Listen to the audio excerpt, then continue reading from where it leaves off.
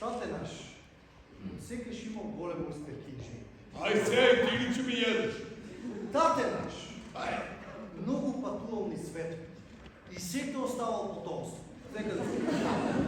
Кога разбрала мама дека е трудна, оттръгнала кайна. Армама се изпоставило дека не е единствената трудна. Тогаш се наутила, се вратила назад и рекла дека никогаш повече не сака да го види. Да, и мама забременила в исто време од него и го барала от детето мора да има татко. Ама маж от голем, а свързал. Да. Слушай, родени сме у ист ден. Ми сме ти редом пример на близнаци, родени у ист ден, ама от различни майки. Абсолютен идиотизм.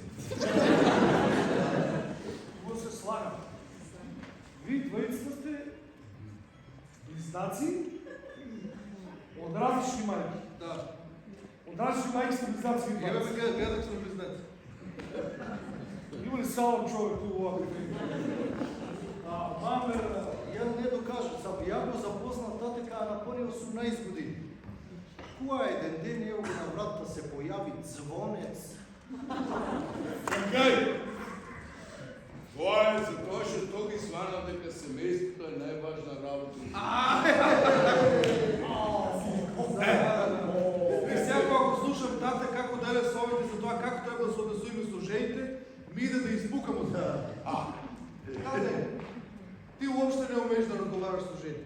Јас, Ти, со жени. да, Ја, со жените не. не умееш. А ти да. Да, Тебе да би. да бе. Аха, dobro.